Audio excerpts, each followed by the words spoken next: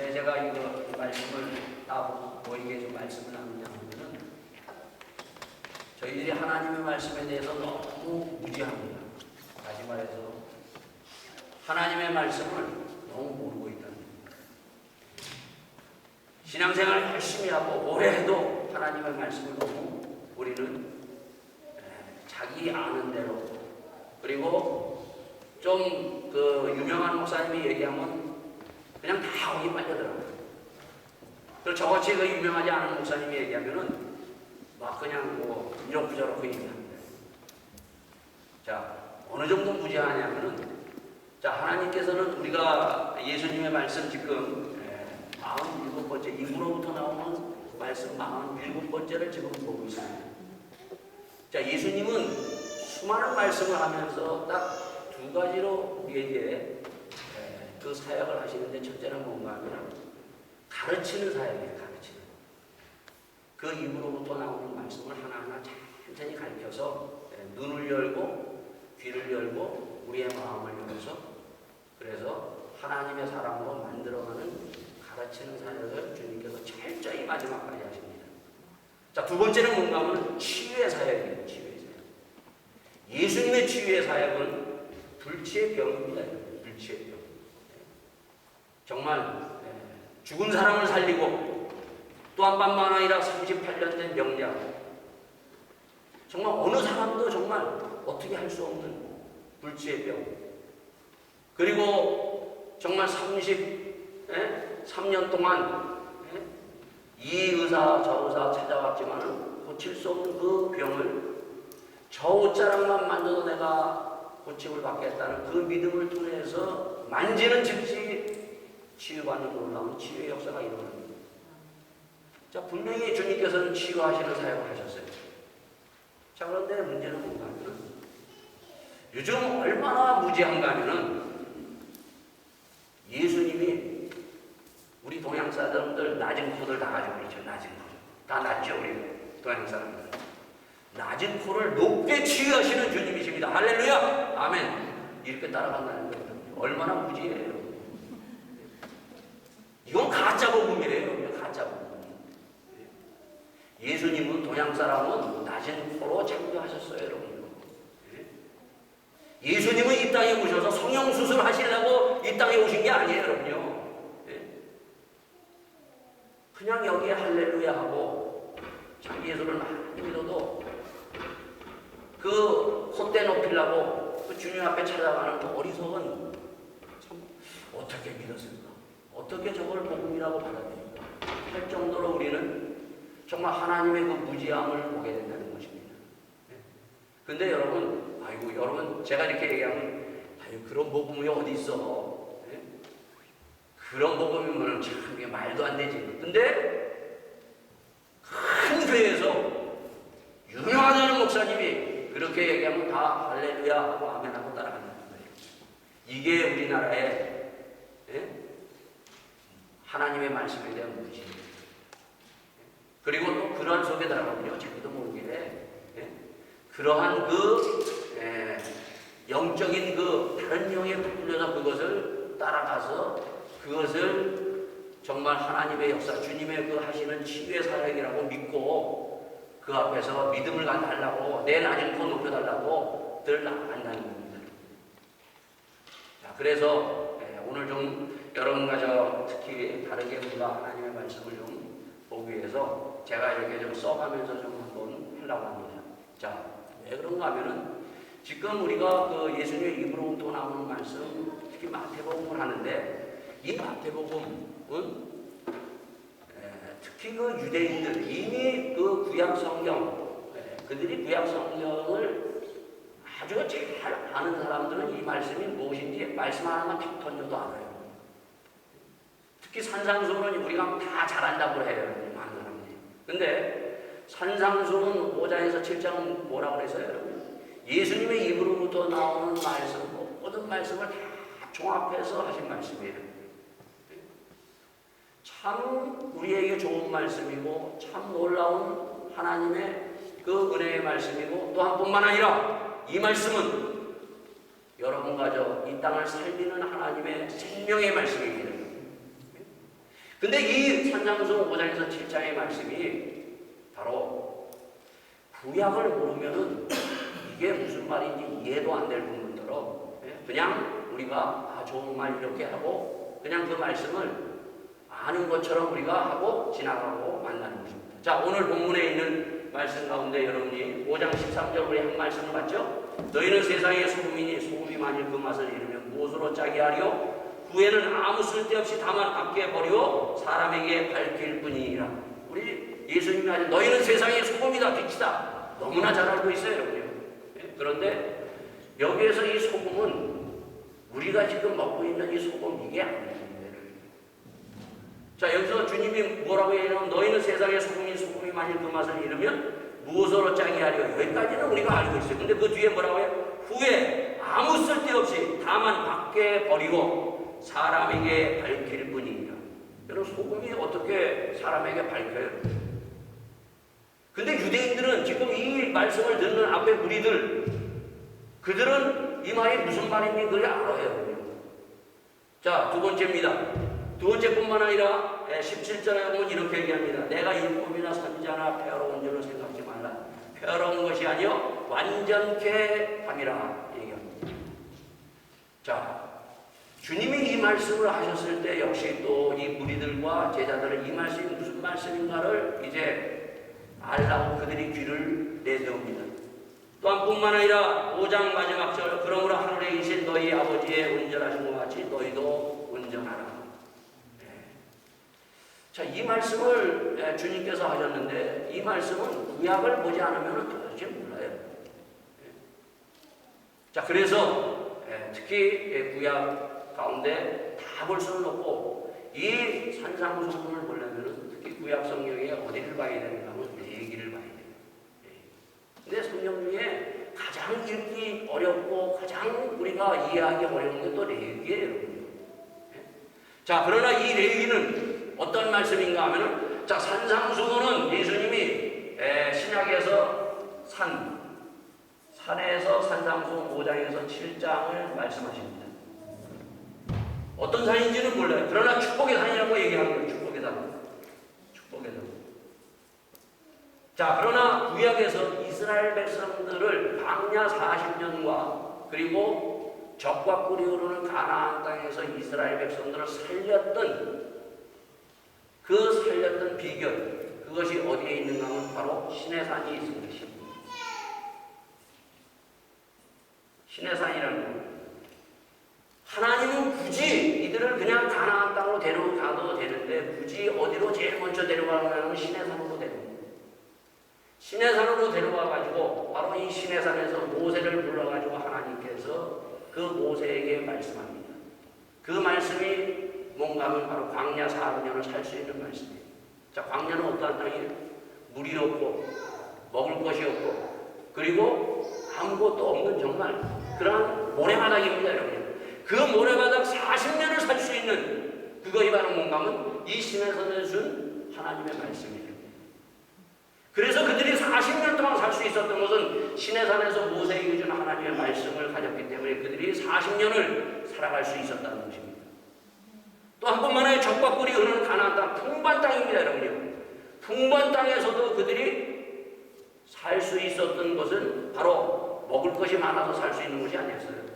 시내산에서 모세에게 준 하나님의 이 말씀이 있었기 때문에 가나안 땅에서 그들이 살 수 있었습니다.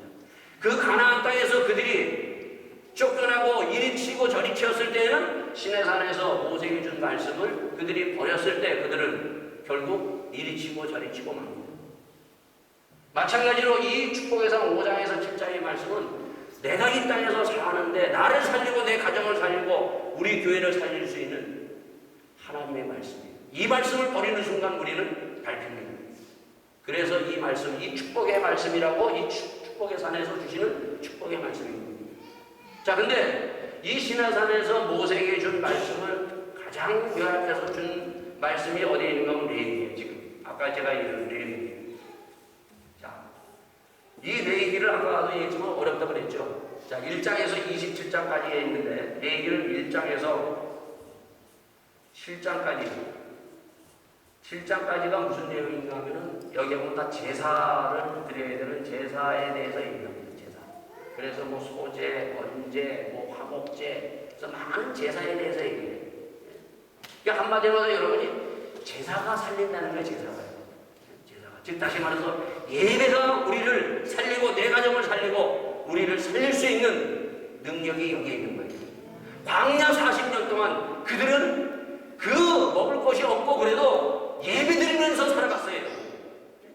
예배가 그들을 살리면서 살았습니다. 그러나 가나안 땅에 딱 들어가서 그들이 예배를 드리지 않음으로 말미암아서 그들의 삶은 무너지기 시작합니다. 그들의 예배는 그들이 예배를 가서 안 드렸다는 것이 아니라 예배는 드렸는데 습관적으로 예배를 드렸어요. 믿음 없이 예배를 드렸다는 것입니다. 자, 그 다음에 8장에서 10장까지가 무슨 얘기를 하는가 하면 제사장에 대해 얘기합니다. 제사장. 제사를 드리려면 하나님께서 제사장을 세우셨습니다. 제사장과 제사장에서 그 제사를 드리는 일꾼들을 세우셨어요. 8장에서 10장에 보면은 이 제사장의 역할이 굉장히 중요합니다. 자, 이 제사장이 무엇보다도 깨끗해야 돼요. 무엇보다도 이 사람은 거룩해야 됩니다. 자기 마음대로 해도 안 돼요, 여러분. 그래서 이 10장에서 보면 아론의 두 아들이요, 자기 마음대로 제사를 드리려고 하다가 그 자리에서 죽음합니다. 즉 다시 말해서 교회의 목사가 굉장히 중요하죠. 목사가 중요한데 목사도 자기 마음대로 하면은 구약시대에는 그 자리에서 그대로 죽을 수밖에 없는 사람이라는 것을 말씀해주고 있습니다. 그러니까 목사도 자기 마음대로 해서는 안 된다는 거예요. 목사는 철저히 더 하나님의 뜻을 따라서 하나님의 말씀에 따라서 순종하고 그 일을 감당해야 되는 것이 목사라는 것입니다. 자, 그러면 우리가 이런 것들을 보면서 요즘 보면 왜 교회가 소금과 그리고 빛을 우리가 잃어버리고 있는가? 교회가 왜 무너지고 있는가? 사실 목사들 때문에. 목사가 바로 이 제사장 노릇을 하나님 앞에 철저히 더 순종하고 더 하나님 앞에 거룩한 삶을 살아야 되는데 이것을 하지 못해서 무너지고 있다는 것입니다. 그래서 이 8장에서 10장 제사장의 역할을 굉장히 중요합니다. 너희가 더 먼저 거룩해야 된다. 제사장이라고 해서 죄가 없는 것이 아니고 제일 먼저 제사장이 먼저 나가서 자기의 죄를 씻고 그리고 자기와 가족들 이 모든 것을 앞에서 자기의 죄를 주님 앞에 아뢰고 씻고 난 다음에 그 다음에 그 이스라엘 백성들의 그 죄를 가지고 나가는 거예요. 자, 그 다음에 이 11장에서부터 15장까지 뭘 얘기하는가 하면 부정한 것과 정한 것에 대해서 얘기합니다. 즉 다시 말해서 깨끗한 것과 부정, 우리가 보면 잘못된 것과 그리고 잘한 것 이런 거에 대해서 얘기를 합니다. 그러니까 11장에서 15장을 보면은 다시 말해서 뭐가 죄고 뭐가 더럽고 뭐가 깨끗하고 하는 것을 주님께서 말씀해 주고 있습니다. 자, 그러고 난 다음에 16장에서 했는데 이 레위기에 가장 중요한 것이 16장입니다. 16장은 뭘 얘기하는 건 속죄를 얘기합니다. 속죄. 이스라엘 백성들에게 가장 기쁜 날, 1년에서 가장 그들에게 중요한 날이 뭔가 하면 바로 속죄입니다. 16장입니다. 이스라엘 백성들은 1년에 한 번, 1년 동안 모든 그들이 지었던 알든 모르든 지었던 모든 죄를 가지고 나가서 바로 1년에 한 번 하나님 앞에 나가서 죄사함을 받는 속죄하는 날을 바로 이 16장에 두셨습니다. 자, 주님께서 우리에게 가장 중요한 것이 뭔가 하면 속죄, 죄사함이에요. 이 땅에 의인은 없나니 한 사람도 없어요. 다 우리가 보면은 우리가 예수 믿고 내가 목사고 또 내가 무슨 임직자고 해도 우리는 죄에 우리가 물들 때가 있고 죄에 넘어갈 때가 있고 죄 지을 때가 있습니다. 그렇기 때문에 우리가 주님 앞에 우리가 나오면 주님 앞에 먼저 죄사함을 받고 용서를 받고 깨끗하게 쓰는 바로 이 기쁨이 우리 가운데 가장 놀라운 기쁨입니다. 그래서 이 16장의 이 제일 가장 기쁨, 복음의 기쁨이 뭔가? 죄사함, 죄 용서의 기쁨입니다. 예수님의 십자가에 그 돌아가심으로 말미암아 우리의 죄를 정케 해주고 정말 흰눈보다도 더 우리를 깨끗하게 정결하게 서서 우리를 깨끗하게 하신 그 주님 앞에 그 감격과 기쁨을 가지고 나갈 수 있는 그 놀라운 은혜를 주님께서 열어놓으신 이 십자가의 은혜가 바로 이 16장을 통해서 우리에게 말씀해 주고 있습니다. 자, 그 다음에 이제 17장에서 27장까지 무슨 말씀을 하는가? 이 17장에서 27장이 아까 우리가 그 마태복음 48절은 그러므로 하늘에 계신 너희 아버지의 온전한 같이 너희도 온전하라. 즉 다른 하나님이 이 17장에 처음 뭐라고 얘기하는 것은 하나님께서 내가 거룩하니 너희도 거룩하라. 하나님은 거룩하신 분이에요, 여러분. 그렇기 때문에 우리도 거룩한 하나님의 사람이 되어야 돼요. 그래서 17장에서 27장까지는 이 이스라엘 백성, 하나님을 믿는 백성이 거룩한 삶이 도대체 어떤 것인가? 거룩한 삶에 대해서 쭉 말씀해 주고 있습니다. 그러고 나서 여기 마지막 가가지고 27장, 26장에 가서 보면은 26장에 가서 보면 뭘 얘기하면 복을 얘기합니다. 복. 자, 산상수훈은 제일 처음 앞에 5장에서 복을 얘기합니다. 그러나 레위기에서는 거의 마지막에 가서 복을 얘기합니다. 복. 근데 복은 짧게 얘기해요. 복은 짧게 얘기하고 뭘 많이 얘기하면 저주에 대해서 많이 얘기합니다. 그러나 산상수훈에서는 앞에 복을 얘기하고 맨 끝에 가서는 저주를 잠깐 얘기합니다. 너희들이 이 말을 듣지 아니하면, 너희들이 좋은 길로 가지 아니하고, 너희들이 열매를 맺지 아니하면 너희들은 결코 그 집이 모래 위에 지은 집과 같이 결국 나중에 다 무너질 것이다 얘기합니다.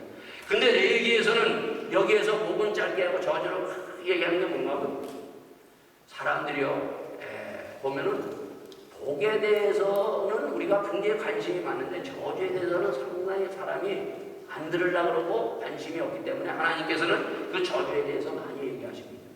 그리고 마지막 주님께서는 거기에서 기도로 마무리합니다. 자, 이렇게 보면은 내 얘기는 아주 쉽게 우리가 이해할 수 있어요. 그걸 하나 알려면 참 어렵지만 이렇게 보면 지금 무슨 얘기를 지금 하고 있는가 하는 것이 딱 들어옵니다. 자, 그래서 오늘은 한 가지만 우리가 보고 넘어가기로 하겠습니다. 자, 그 말이 뭔가 하면은 아까도 얘기했듯이 너희는 세상의 소금이니 소금이 만일 그 맛을 잃으면 무엇으로 짜게 하며 후에는 아무 쓸데없이 다만 밖에 버리어 사람에게 밝힐 뿐이라. 소금. 자, 우리가 지금 우리 교회들이 그러고 그리고 우리 신앙인들이 그러고 목사들이 그러고 세상에서 정말 인정받고 정말 이 교회가 교회답게 그렇게 인정하는 그러한 시대에 우리가 있지 못하는 것을 다 알고 있습니다. 그래서 기독교 하면은 이미 땅에 밟혀서 사람들이 정말 뭐 이런저런 욕들을 다 하고 많은 욕을 먹고 있습니다. 근데 왜 그러면 이렇게 주님의 말씀대로 이렇게 땅에 밟혀서 이렇게 기독교가 정말 밑바닥같이 사람들에게 정말 이리 치고 저리 치면서 인정받지 못하는 것. 옛날에 목사 그러면 어땠어요? 그래도 목사는 달랐어요. 그리고 인정해줬어요. 요즘의 목사는요, 인정하죠. 제가 언제 한번 얘기했지만은 저희 어머님이 아프셔가지고 그 한국에서 병원에 입원하셨을 때 제가 아프셨으니까 뭐 병원에 들어가서 처음에 누가 이렇게 보증을 쓰더라고요. 그래서 제가 이제 보증을 쓰려고 했더니 목사요. 그랬더니 목사니까 보증을 쓰겠다니까 목사는 안 된다는 거예요. 한국에서. 네? 목사는 보증이 안 된다는 거예요, 여러분요. 그 정도로 한국 사회가 목사를 인정해주고 있지 않아요. 오히려 회사원, 어디 뭐 다른 뭐 이런 사람들은 그 사람들은 인정해주지만은 목사는 그만큼 뭐 하도 목사가 뭐 이런저런 목사가 많아서 그 정도로 내려와 있다는 것입니다. 또한 그렇다면은 이 독일은 목사 그러면 아직까지 인정해주죠. 그럼 이 독일에서 목사 그럼 인정받았다고 해서 소금의 역할을 하느냐? 그건 아니잖아요. 자, 지금 주님께서 이 소금이라는 것을 얘기하는데 이 소금이라는 것, 아까도 얘기했듯이 소금은 지금 우리가 먹는 이 소금이 아니라는 거예요. 그 소금으로 이해하게 된다면은 그 소금이 어떻게 땅에 버려지면 사람에 밝히는 이게 이치에 맞지 않는 그러한 말씀을 지금 하고 있지 않나. 그럼에도 불구하고 우리는 그냥 뭐 소금이 땅에 버리면 이렇게 밟히는구나 라고 그냥 자기 나름대로 이해하고 이것을 우리가 그냥 이렇게 알고 지나가고 있습니다. 자, 주님이 여기서 소금이라고 얘기하는 것에 가장 중요한 말씀이 있습니다. 이것을 이미 지금 무리들, 앞에 있는 무리들은 지금, 그리고 이 제자들은 이 말이 뭔지를 안다 그랬죠, 여러분. 왜? 그들은 이 구약을 알고 있기 때문에. 구약을 알고 있기 때문에. 이 말이 무슨 말인지를 알고 있어요. 이 말은 다시 말해서 무슨 말인가 하면, 너희들이 앞에 제일 먼저 예수님의 입으로부터 나온 말씀이 뭡니까? 하나님의 나라가 가까이왔으니 회개하고 복음을 믿어라. 사실 주님은 이 말씀은 무슨 말씀인가 하면 너희들이 회개하고 복음을 믿으라는 말씀이에요. 여러분. 오늘 우리 교회가, 여러분과 저가, 목사가, 우리 예수 믿는 임직자들이 회개하고 복음을 제대로 믿어야 돼요. 구약에서 이 소금은 뭘 얘기하고 있는가 하면은 레위기 2장 13절 말씀에 온 이러한 말씀으로 우리 얘기하고 있습니다. 레위기는 아까 1장에서 7장까지 뭐라고 했어요? 제사라고 했어요. 무수한 제사를 하나님 앞에 드립니다. 여러분. 왜 하나님은 이렇게 제사를 많이 드리라고 하셨는가? 참 이 제사 안 지내고 어떻게 간편하게 하나님을 이렇게 섬길 수 없는가? 이렇게 우리가 생각할 수 있어요.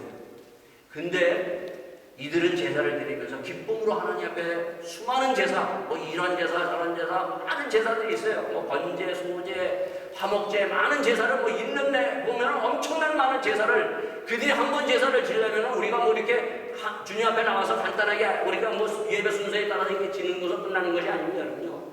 며칠 동안, 일주일 동안 하나님 앞에 예배를, 제사를 지냈어요. 그럼에도 불구하고 이들이 제사를 지면서 기쁨으로 드릴 수 있었던 것이 뭔가 하면 바로 이 제사가 바로 하나님의 주는 약속이 있습니다. 약속, 언약. 이 제사를 통해서 하나님의 약속이 이루어지고 회복되는 놀라운 역사가 있기 때문에 그들이 그 제사를 힘들고 어려워도 광야에서도 그들이 하나님 앞에 예배를 드렸다는 겁니다. 주님은 우리에게 왜 이렇게 예배를 드리라고 하고 왜 우리에게 이러한 말씀을 우리에게 주는가 하면 우리를 회복시키시기 위해서요. 아까도 얘기했지만 우리가 아무리 내가 정말 깨끗해지려고 해도 우리는 때로는 보는 것, 듣는 것, 때로는 내가 말하는 것 이런 걸 통해서 죄 안 짓고 살 수 없는 그것을 주님이 이미 아셨다는 것입니다.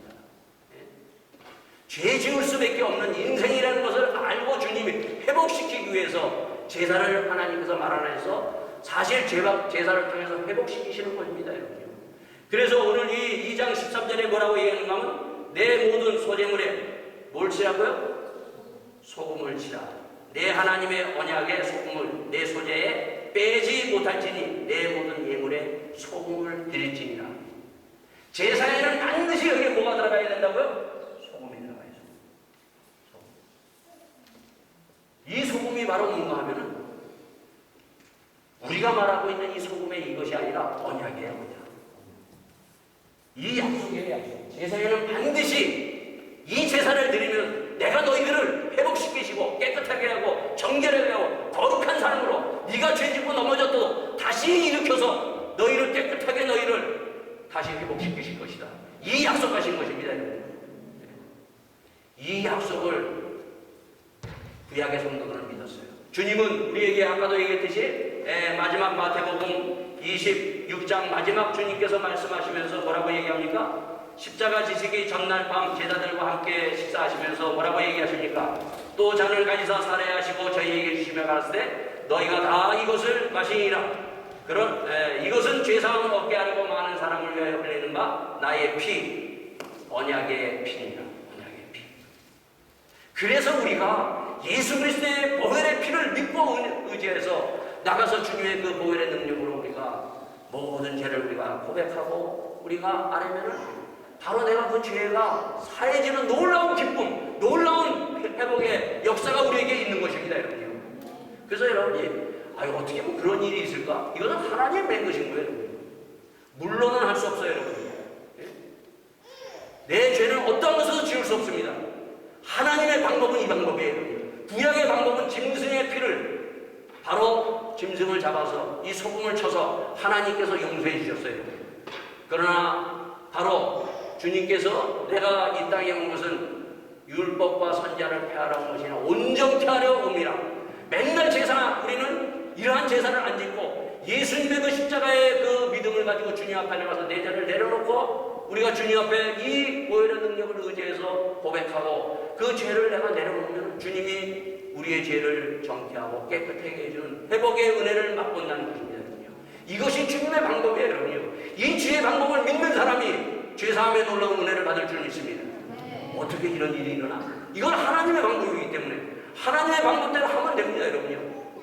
이 방법을 가장 알았던 사람이 누군가 하면 다윗이라는 사람이에요. 다윗은 어떻게 해요? 다윗은 살인자예요. 여러분요.